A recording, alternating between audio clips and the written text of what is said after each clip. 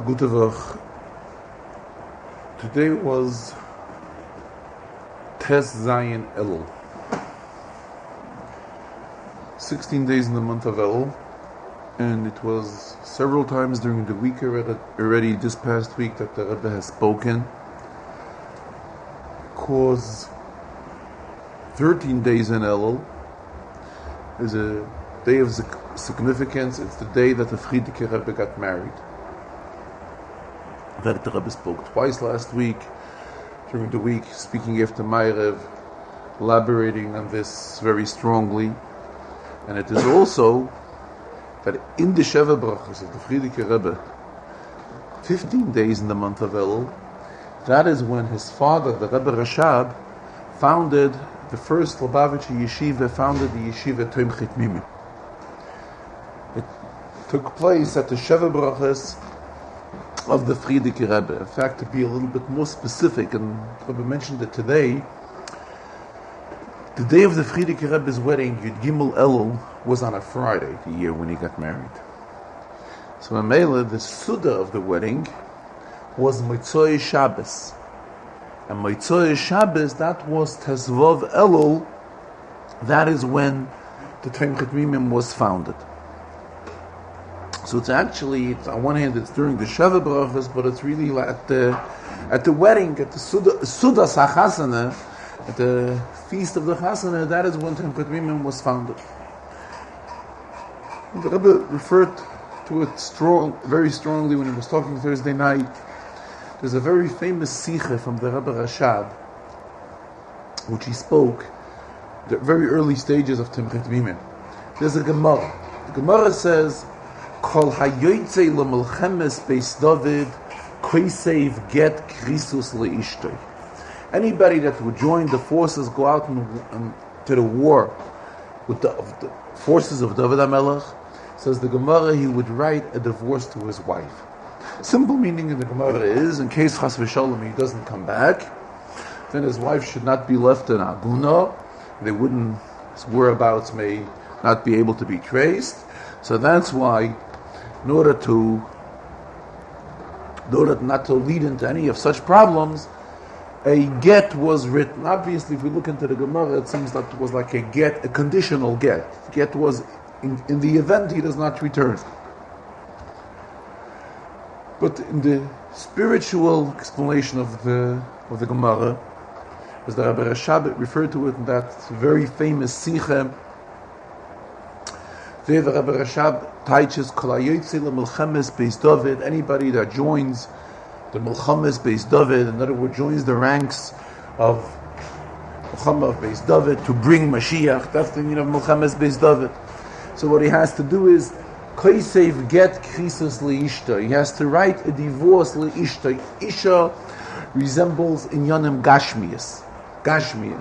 And what he's told is, anybody that wants to join Toim Chitmimim and join in this battle what Toim Chitmimim stands for, has to kind of divorce himself from Gashmias, and then he will be a full-fledged soldier in this battle in the Melchama of Toim Chitmimim. As the Rebbe spoke Thursday night, being that the Sikha was not printed for many years, that is why the contents of the Sikha is also not fresh in our memory. However, the Rebbe suggested that the Sikha should be reprinted, and the Taka was Friday reprinted, all stressing the responsibilities of a Tamim, which the founder of Toim Chitmimim lied down in the very early beginning of Toim Chitmimim. And today's Farbrengen as well, the Rebbe began right away that we are in the midst of the days of celebrating Yud Gimel Elul, which is the day of the Chasan of the Farbrengen Rebbe, and together with it, Tesvav Elul, which is the day Toim Chitmimim was founded. And today, actually, we are in Tes Zayin Elul. In other words, in the month of Elul, we are already in the second half of the Avodah of Elul. What is the month of Elul? The Avodah of the month of Elul. So for the Avodah of the month of Elul, it's brought out in several abbreviations of psukim that tell us what Elul is all about. First of all, there are three famous psukim, Ani ledoidi v'doidi li, which abbreviates Elul, Ish l'reyehu matonis le'avyonim, which is a pasuk in the Megillah, which also abbreviates Elul. And then there's a pasuk which deals by the Arei Miklot, the cities of refuge, and there the pasuk also uses the expression,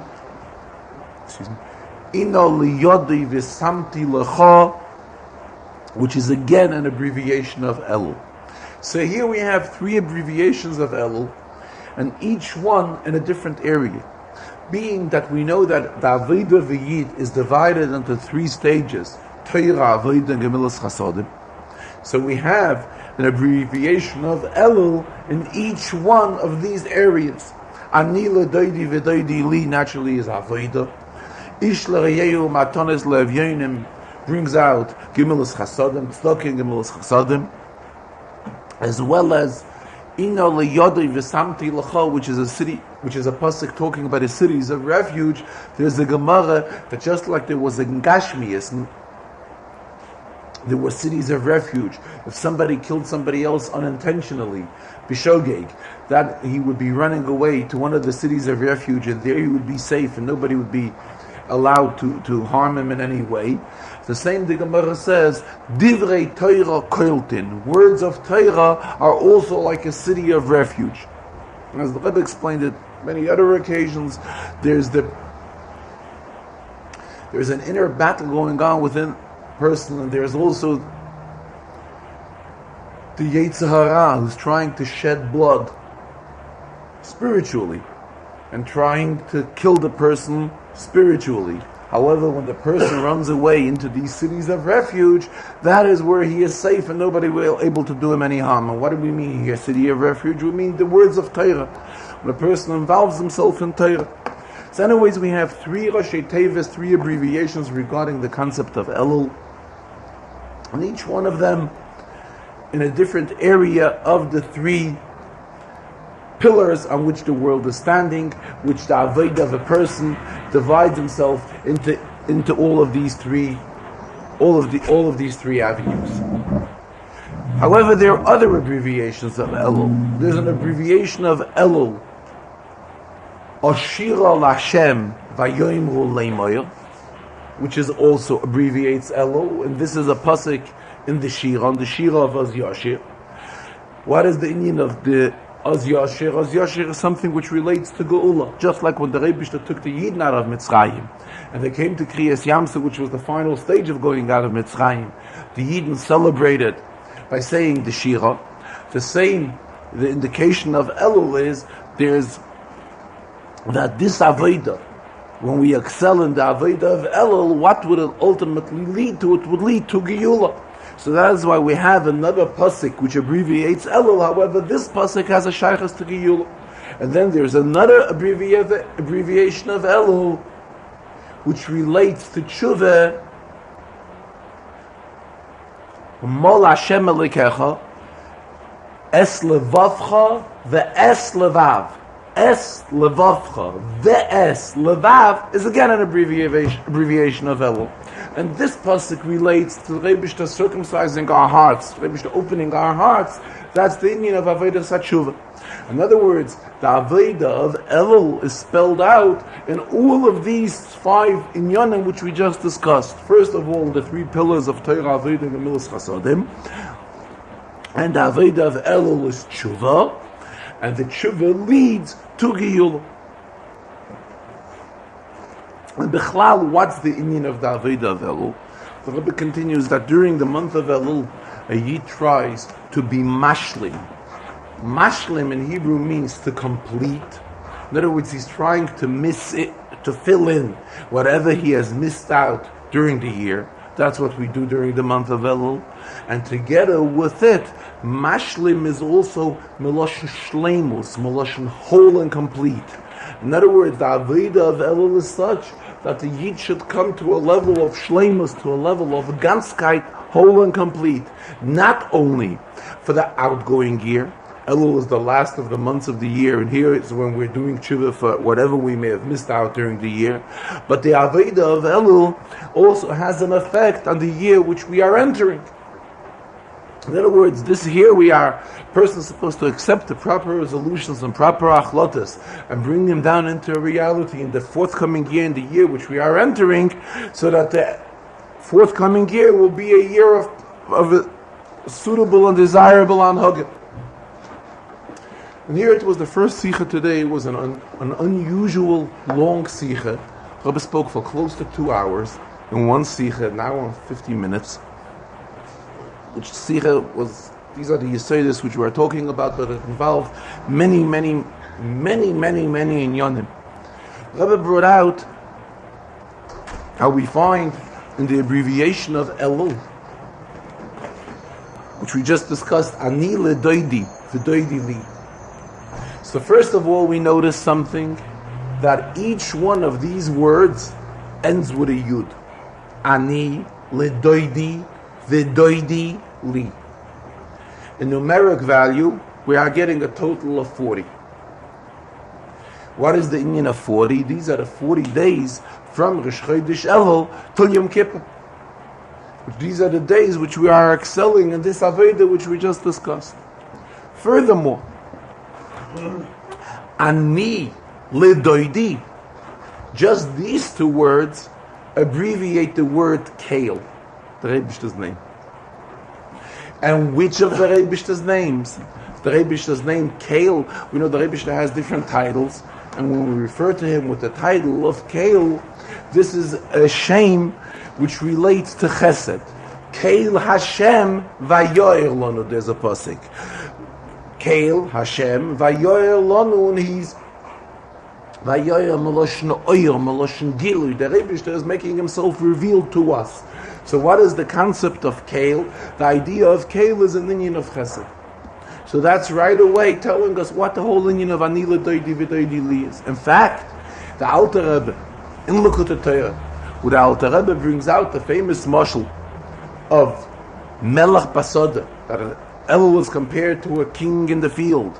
Just like when a king is in the field, everybody can easily have access to him, which it is not so when the king is in his palace. And the same thing is the Chodesh Elul. So the Alter Rebbe explains this mashal, this very famous parable, which is quoted so often in Chassidus, based on the pasuk, that the concept that during the month of Elul, the Yud Gimel Midas Harachamim are revealed. And the Alter Rebbe explains it on the pasuk, Kael Hashem vayoyer lanu. This idea which we're talking about, that's a gilui of Kael, it's a gilui of Chesed from HaKadosh Baruch Hu.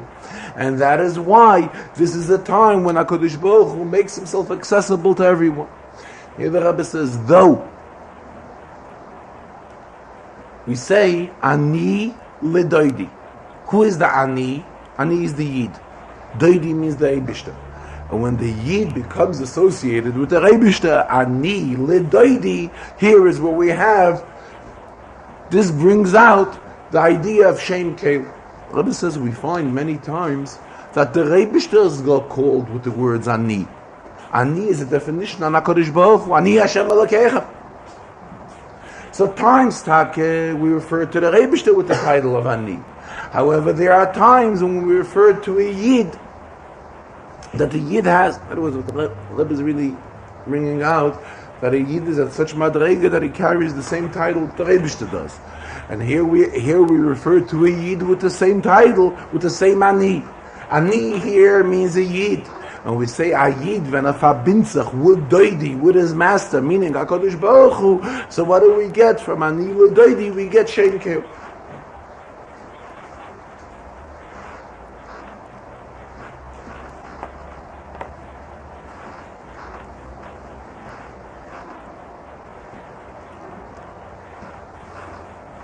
Rabbi speak about Tom Chetanim in his first sefer? The first line was about Tom Chetanim. Very first line in today's Farbrengen. But these are the days of the founding of Tom Chetanim. We'll get to it later again, in another inyan.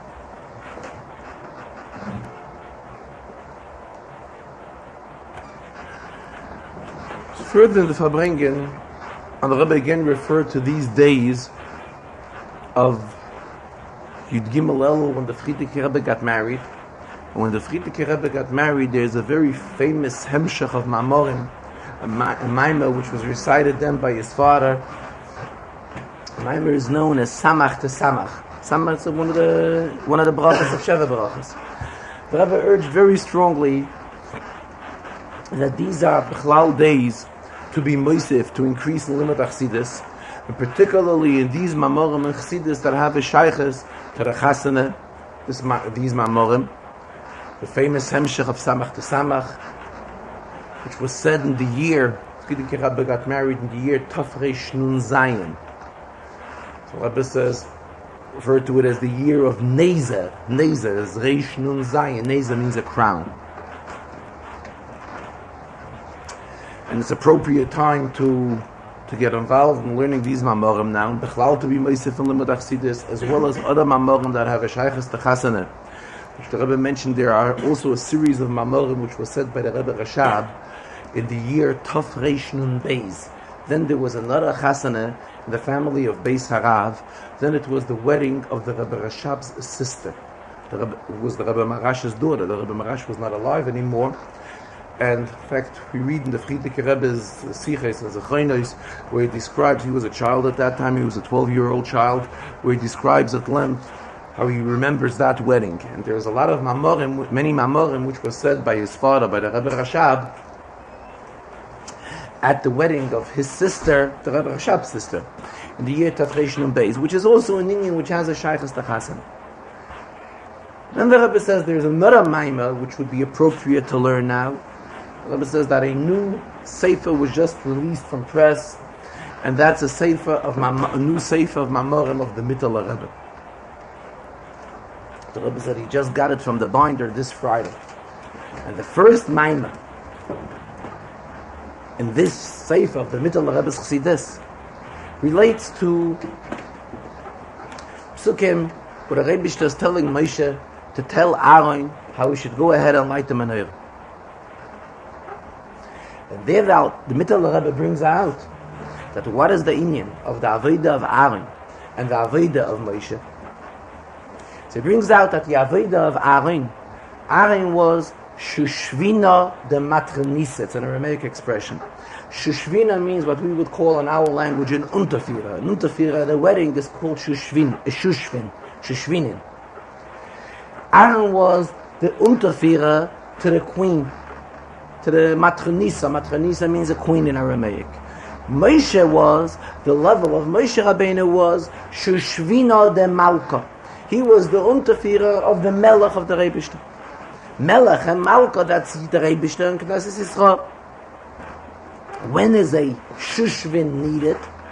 At a wedding. After the wedding, there's no use for a Shushvinin. However, during the wedding, that is when they play a major role. What was the Avodah of Aaron? Aaron lit the menorah. Aaron was told to go ahead and light the menorah. How was the menorah called? Lahalois neir tomid. A neir, a lichtele, that this licht should burn tomid, should burn constantly. So first of all, in halacha, there's a machlokes hapoiskim, the Rambam and other Rishonim, as to regarding when the menorah was lit. Other Rishonim claim that the menorah was lit once. The Rambam claims that it wasn't lit once a day, it was lit twice a day. Sai in the morning and Sai in the evening. Even according to the Rambam, the main mitzvah though is still to light it once a day. So we see something which was lit once a day. However, at the same time, it's called tamid. It's called something which is happening constant. It's not happening constant, especially according to the opinion that the menorah was only lit once a day. So the menorah was not burning 24 hours a day in the Beis Hamikdash. At the same time, it's called tamid. Why? Because the effect of the menorah, the ruchnistic impact which the menorah was supposed to have, this is something which takel lasted tamid. What was the inyan of Aaron? The whole inyan of Aaron was to uplift Yidden, to have an effect on Yidden, that Yidden should become closer to the Rebbe. Here the Rebbe, talking on this inyan, the Rebbe went into another inyan we know regarding the Bnei Aaron, the children of Aaron, Nadav Avihu. So the pasuk says that the children of Aaron passed away. Why? The Hakrivam Eish Zara. They were makriv They brought a strange eish lifnei Hashem, and that is why they were taken away from this world. So, let's explain the Chassidus at length. What was the avla? What was the wrongdoing of Nadav Avihu? They were children of Aaron, and here we're talking in days when the Mishkan was dedicated. What did they do wrong? So Chassidus brings out that they had a rotzu, in Chassidus terminology, a rotzu without a shuv. In other words, they had a tremendous desire to become close to HaKadosh Baruch Hu. However, the Rebbe sent us down into this world so that we implement the will of HaKadosh Baruch Hu here in this world. So what was lacking by Nadav Avihu? They had a rotzu, they had a tremendous thirst, a tremendous desire to become associated with HaKadosh Baruch Hu. However, they were lacking the shuv, the feeling that intention of HaKadosh Baruch Hu is that not just to become associated with HaKadosh Baruch Hu. The kavanah is dira betachtoinim. The kavanah is in this gashmiistic world to associate, to bring gashmiis together with kedusha, together with heiligkeit. Not to part from this world and become totally associated with Eibishter. But on the other hand, we see that they are given tremendous credit. There's a Gemara. The Gemara says, Arba nichnasu lepardes. There are 4 that entered lepardes, to the heavenly garden. The Gemara continues that not everybody came out safe. Rabbi Akiva, the Gemara says, was nichnas b'shalom. He entered safely, v'yatza b'shalom, and he also came out safe. However, all the others were lacking the yatza b'shalom. They did not return in peace. They did not return completely back to this world. But at the same time, we see Chazal stress Arba shenichnasu lepardes. Chazal are stressing the greatness of the 4 that entered the pardes, even though not all of them came back. And why Taka didn't all come back? Because there was something lacking in their avodah. Just like we're talking now about avodah of Nadav Avihu, but the mere fact that nichnasu lepardes, this in itself is also madrig. In other words, the fact that they were up to par of a level of having a rotzu to HaKadosh Baruch Hu, and in a desire to become fully associated with HaKadosh Baruch Hu. This in itself is also gewaldig. Here the Rebbe says, there's a vote from the Baal Shem. Baal Shem Tov says that if a Yid, after davening to the Eibishter, remains, the neshama remains in his guf, he remains alive, says the Baal Shem Tov that this is a nest, this is a miracle. It's the pshat. Based on what we're talking about now. Because the whole, when the Yid davens to the Eibishter, he's becoming, what is he aiming towards? Towards becoming so close to HaKadosh Baruch Hu. So if after Tefillah, he remains in this world, the same idea. If what happens is, nichnas b'shalom, v'yatza b'shalom. If this is what happens, then as the expression of the Baal Shem Tov goes, then it is a nest that he remains, neshama b'guf. From this inyan, the Rebbe led into another inyan, what the world will be like l'osid lovei. The Rebbe is saying that now that we are in the days of Elul and we have to excel in Avodah, so it's only appropriate to be meisiv. To be meisiv, to continue in Torah, Tefillah, Tzedakah. So even though we are preparing ourselves now for the coming of Mashiach, so when Mashiach will come, now we can understand there's a need for an increase in Torah and a need for an increase in Tefillah and a need for an increase in Tzedakah. However, when Mashiach will come, Pasuk tells us there wouldn't be any poverty in this world. So what's the pshat? There will be an increase in Tzedakah. How will one be able to give Tzedakah when Mashiach will come? I mean, there wouldn't be no need. Anybody wouldn't be lacking anything. So what's the pshat? We'll give Tzedakah then. The Rebbe says that the tzedakah that we will give when Mashiach will come, that will be a spiritual tzedakah, a ruchnius tzedakah. And a true in Gashmias, nobody will be missing anything. However, in ruchnius, there will be a concept of giving a spiritual tzedakah, a person helping one another spiritually.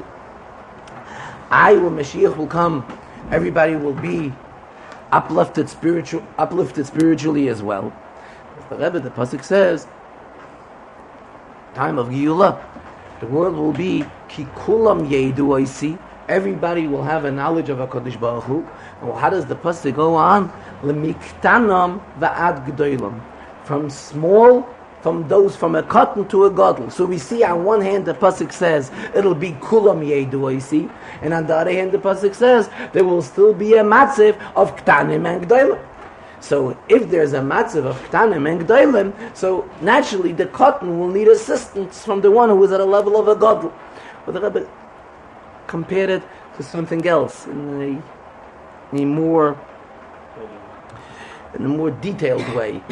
There's a Gemara. Gemara says that when one person is involved in learning a certain sugya, don't ask him another sugya. Ki koi rav b'hai mesechta, when he's learning on one mesechta, loite shayle, don't ask him b'mesechta achite, don't ask him in another mesechta. What does this mean? Even though he has a knowledge in that mesechta. But at this moment, when he's involved in learning another inyan, he's weaker in that inyan.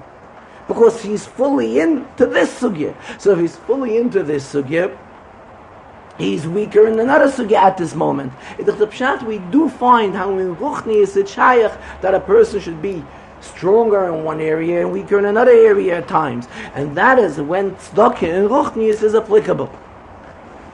However, tzedakah in Gashmi we will not need when Mashiach will come. Getting back to the inyan which we spoke before, spoke earlier about the famous mashal from the Alter Rebbe regarding Elul, that Elul is Melech Basada. Alter Rebbe pays attention to everything. The Rebbe says in Lekutei Torah, this inyan is printed on page Lamed Beis, on page 32. What is the inyan of Lamed Beis? Leiv. In other words, this is just like Leiv is the main part of the person. This is Leiv.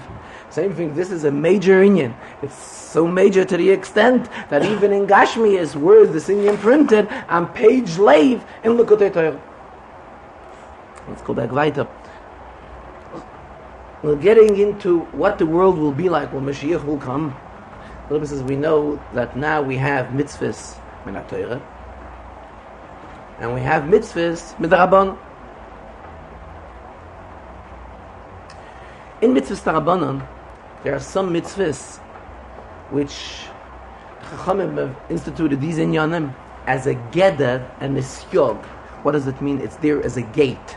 In other words, in order that we should not transgress on the Issa min ha-Torah, that the Chachamim have put us at a distance and say, don't do this also. So by saying, don't do this also, we will definitely not do something else, which is an Issa min ha-Torah. However, it's an Issa midrabanan. So the question is, when Mashiach will come, will there then still be a need for such type of Isurim, being that everybody will be uplifted to such an extent that will be at such high spiritual madrega, will there still be a need for an inyan of Gzeiros v'Syagim? These things which we are prohibited to do today, and the prohibition today is only because of a Gzeira. In other words, not that this in itself is asur. This in itself we would be allowed to do, but by not doing this, it's keeping us away from getting closer to an Aveil. So Rebbe cited an example. He says now the halacha is one is not allowed to get married on Shabbos.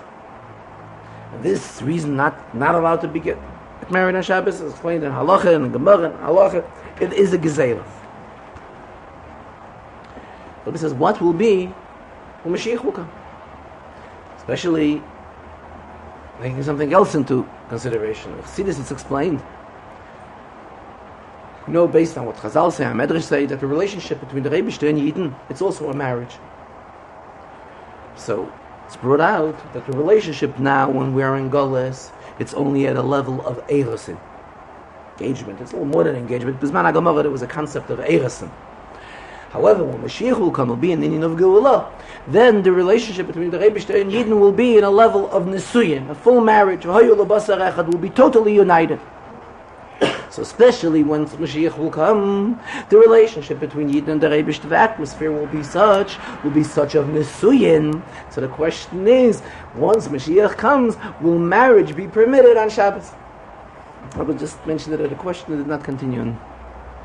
Back to the Inyan that these are days of the founding of Timchet Mimim. These are such special days, and days when it's appropriate to be Meisif in the learning of Chassidus, and especially these Inyanim that relate Mamorim of Chassan, as we mentioned earlier, the Hemshech of Samach to Samach, and this particular Maimer of the Mittler Rebbe, which was just printed. Rebbe says it's also an appropriate time for those places, those cities and those places that as yet there's no Yeshiva Temchet Mimim there. And it's an appropriate time now to found a Yeshiva Temchet Mimim in those cities and places where there is no such Yeshiva until now. And the Rebbe urged it very, very strongly that this is a proper time and a suitable time for those areas where there is no Temchet Mimim yet to bring in a Yeshiva Temchet Mimim now. It is 92 years since the founding of Yeshiva Temchet Mimim, the first Yeshiva Temchet Mimim. And as the Rebbe mentioned on Thursday, it is 50 years, we are entering the 50th year since the founding of Temchet Mimim here in the United States. Where was the first Temchet Mimim? Where? Yes. In Lubavitch. In Lubavitch, in the city of Lubavitch. That is where the Frierdiker Rebbe got married. That is where they lived at the time. The Rebbe Rashab lived in Lubavitch at that time. It was not until his last years when he was forced to run away from Lubavitch and settle in Rostov. Lubavitch movement, I think, was in the town of Lubavitch for over 100 years. 102 years. From the days of the Mittler Rebbe till the last years of the Rebbe Rashab. Tafrei Shayim Vov, I think. In 1916, the Rebbe Rashab was forced to leave Lubavitch. The Rebbe then continued, as usual, at the end of the Farbrengen, that those that have submitted mashke for various occasions should come up and get this mashka mesameches, and they should announce what this is all about. The Rebbe mentioned that there's a halacha that when do something on Shabbos that relates to a matter which is taking place during the week, you have to do something on Shabbos as well. In other words, when they are taking the mashke, if they should not just take the mashke and take it away for whatever occasion they are taking it for, taking the mashke so that to say themselves l'chaim on this mashke on Shabbos, and also to share with others. So memelo the mashke will be used on Shabbos, and at the same time also to announce about whatever specific event this occasion, this mashke is for, and what this would lead to. So the Rebbe uses the expression "mimenu yiru v'chein yasu," to take an example for those people who are doing special things and follow them what they are doing. Mamela, this will lead to an increase in all of these various activities that are, whatever these occasions may be, and all of these occasions that are being accomplished. Okay, good luck.